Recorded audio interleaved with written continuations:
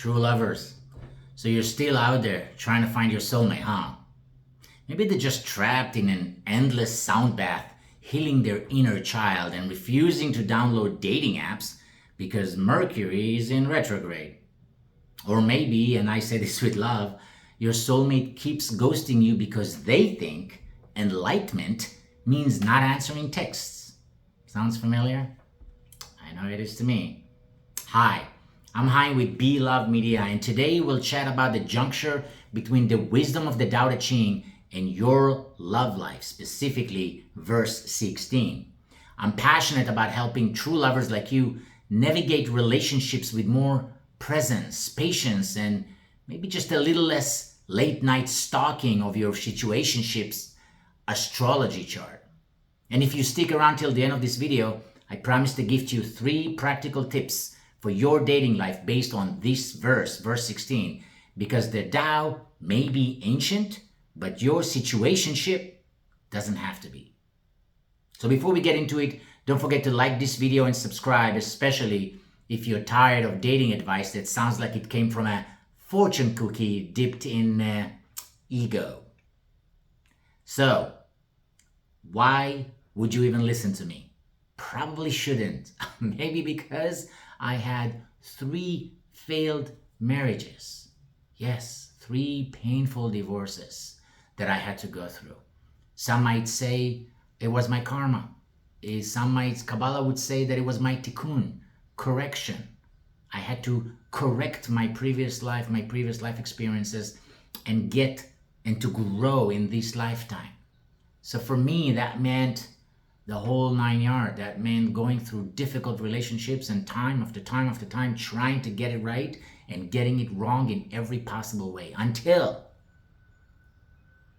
beginning of 2020, right around the pandemic erupted. When the pandemic erupted, I finally realized, oh my God, what am I doing? This is just getting worse. In fact, my 3rd marriage was my worst relationship ever. So it wasn't even that I was learning from one to another. Obviously, it had to do with childhood trauma, with maybe some sense of abandonment. For sure, it had to do with certain insecurities, and probably, and more than just probably, lack of self-love. So I decided, beginning of 2020, I'm not doing this again. And yet, I refuse to give up on life, on love. And yes, for me, not for everybody, refuse to give up on happy, healthy marriage. I believe in marriage, but it's gotta be healthy, doesn't it? And that's when 18 months later, working with this wisdom of the Tao Te Ching, and also the many years, probably a decade before that I worked around the wisdom of Kabbalah and Buddhism and different self-development seminars, all this wisdom that I have accumulated but didn't really know how to use it, where at the end of my last divorce, my last failed marriage, I finally figured out how maybe it should come together. 18 months later, middle of 2021, I met my beloved Rachel, who is now my wife, my beautiful partner, and best friend. So what was it that I got in those 18 months that made everything come together is what I'm passionate about sharing with you all when it comes to making better decisions as far as your dating life, and specifically as far as finding and attracting the right, what we call in Kabbalah, the ultimate soulmate, but not before you become that. And I think you know what I mean. You have to first love yourself before anybody else can love you. But I found out what it means beyond the cliche of it, actual practical tips for life. So let's start with verse 16 of the Tao Te Ching by squeezing some wisdom juice out of it. And if you stick around till the end, like I promised, 3 practical tips for your dating life. So here we go, verse 16. Empty your mind of all thoughts. Let your heart be at peace. Watch the turmoil of beings, but contemplate their return. Each separate being in the universe returns to the common source. Returning to the source is serenity. If you don't realize the source, you stumble in confusion and sorrow. When you realize where you come from, you naturally become tolerant, disinterested, amused, kind as a grandmother, dignified as a king. Immersed in the wonder of the Tao, you can deal with whatever life brings. And when death comes, you are ready. Close quote. So let's dive into what this means for choosing the right romantic partner based on verse 16. 5 takeaways. Number 1, empty your mind of all thoughts, let your heart be at peace, says verse 16. What does that mean? Choose someone who brings peace, not just passion. I know we all like passion and excitement, but peace supersedes it. When your partner walks in the room, do you feel calm? Or like you just drank 3 shots of espresso and lit your nervous system on fire? We know people like that. We call them energy vampires sometimes, right? They're out there to get whatever energy you can give them, not necessarily giving it back.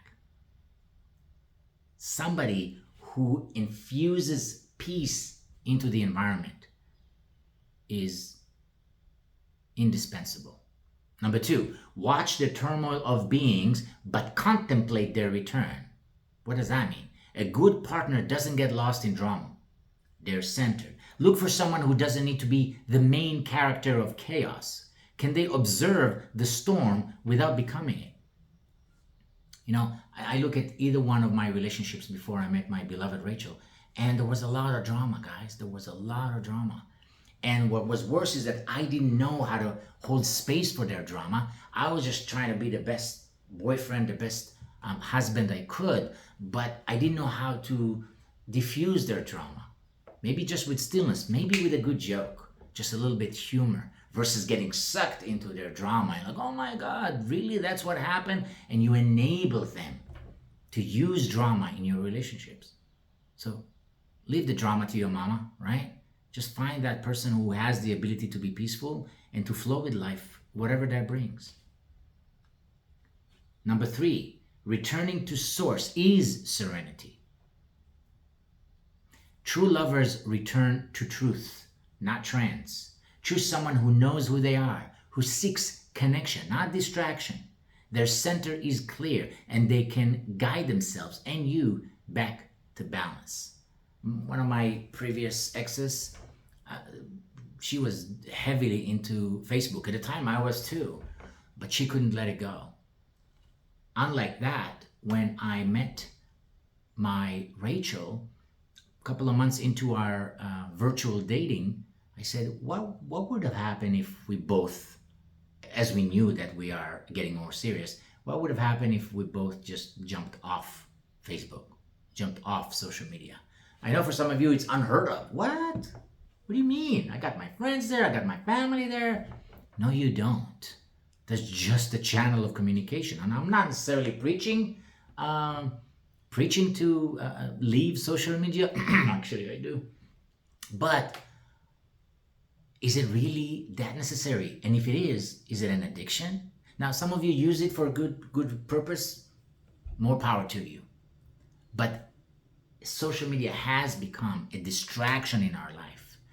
And what you will find out if you decide to try it for size is that without it, or at least with reduced amounts in your life of it, you're just more present with your partner, with your family, with everybody around you, with yourself. Number 4, you naturally become tolerant, disinterested, amused, kind as a grandmother, dignified as a king. Notice how they treat others when they're not trying to impress you. Do they laugh at life? Are they kind in small, unnoticed ways? Are they dignified without being prideful? These are rare green flags. I cannot say enough about the value of kindness and compassion in finding a partner, in attracting a partner. It has to start with you, no doubt. When was the last time you volunteered for anything? A volunteer doesn't mean you have to go to the Humane Society if that's not your thing, or serve homeless people in a soup kitchen, but maybe you go visit your grandmother more. Let it sink in. Those of you who have one, when was the last time you went to visit her? And do you only go when the rest of the family go, like my ex did? Never on her own? Why not? I don't care if your grandma or your grandpa annoys the heck out of you. We know people as they get older, they're sometimes tougher to be around. I get it. But you're not doing it for you, you're doing it for them. They need your presence. Maybe they're lonely. And if you don't have one, God rest their soul, what about somebody else you can help? So look for that in other people, but first look for it in yourself. And if you don't have it within you, if you were selfish most of your life, hey, some of us have been. That's okay. What's the next step for you to become less self-centered, to become more giving, more kind? Kabbalah says, what is the purpose of life? The purpose of life is to learn how to love. Notice Kabbalah doesn't say to love, because you know what? Kabbalah says that love is very difficult to do. True loving energy is very hard to generate. But at least learn how to love. Get better at it. Find what's the next step for you. You don't want to volunteer? That's fine.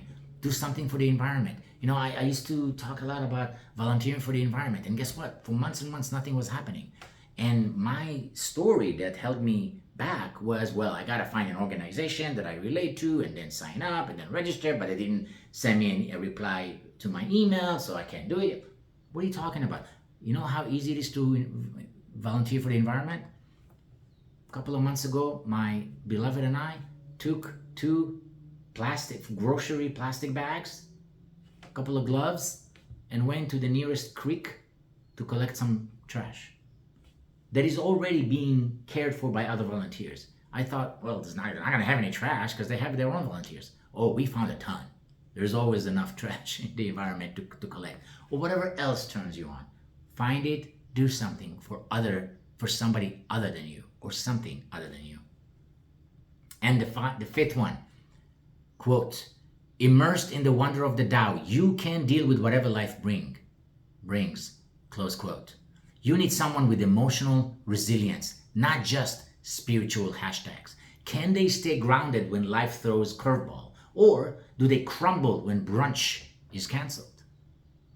One of my exes came to me many years ago when we were together, said, oh my God, I lost my necklace, my favorite necklace. She was devastated. And I remember watching it, I'm like, what am I looking at? What's the big freaking deal? Okay, I know, I get it. It's your favorite necklace. But why treat it like the world has fallen apart? So I try to comfort her as best I can, and I ended up telling her, you know what? I bet it's going to turn out. I bet you're going to find it. And we left that drama in that day alone. A couple of days later, she comes to me freaking out excited. Oh my God, I found a necklace. Oh my God, somebody brought it in, they found it in the parking lot. And I noticed the deep devastation, emotional appearance when she lost it, and the immense exhilaration when she found it. Is it really that worthy of such lows and highs? What's the big deal? And when you do that with everything that comes into your life, how exhausted must you feel? And would you even have energy for the important stuff, like how you treat others in your orbit? Exhausting. How about, oh wow, I lost my favorite necklace. Okay, let me ask around. Let me ask at the dentist office where I left last. Maybe they find it. Chill, figure it out. Or if you lost it, maybe somebody else in the universe needs it more than you do. Think about that. So, as promised, 3 practical tips for dating, verse 16 style. Here are your 3 Tao-powered dating tips, sweet and simple. Number 1, date from your center, not your craving. Before you swipe, breathe. Do not search from loneliness. Search from stillness. This whole thing of I'm lonely, I'm alone, I gotta find somebody. You know what? I'm not saying it's easy to shake off, but don't operate from there. Don't grab on, hold on, cling on to somebody who is obviously not for you just because you're afraid to be lonely. I've done it, and I had to move on from that attitude before I met Rachel. I had to make space for healthy energy versus clingy one. Number 2, ask, does this person return to peace or amplify the noise? The right person won't eliminate your anxiety, but they won't add to it either. Their presence would quiet your nervous system, not inflame it.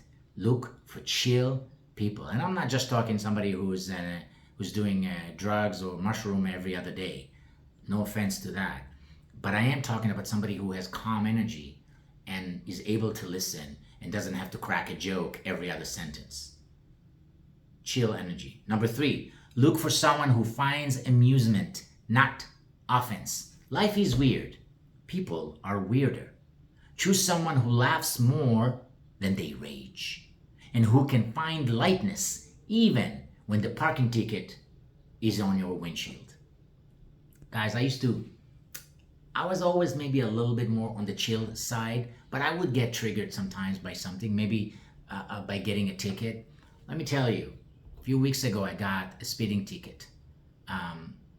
No excuses. Police officer approached me. Do you know why I'm stopping you? I'm like, whatever it is, I'm sure I've done it.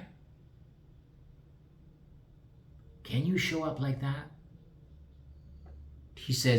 He looked at me weird and he said, well, I'll be right with you. They go and check in their machine, your background if you have other tickets.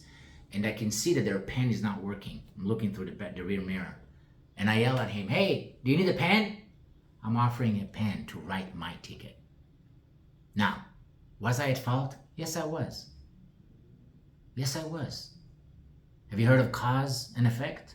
I was the cause of the effect of the ticket. It's okay to pay a price for it. Might as well be chill about it. He thanked me. Thank you for being so cooperative. I'm probably still going to pay that ticket, but it's all about me and my spiritual presence, not about that freaking ticket. I'm going to forget it in a couple of months. It won't be important for me long term. So true lovers, if you got value from this, if your heart opened a little or your ego cringed a lot, go ahead and like this video. Comment with the line that hit you hardest or the worst spiritual date you ever had. Subscribe and hit the bell so you never miss a lesson that saves you from another emotionally unavailable poet who only texts at midnight. Here at Be Love Media, we believe your soulmate isn't late. They're just stuck in divine traffic. Until then, stay grounded, stay curious, and stay deliciously patient. Catch you next time, true lovers.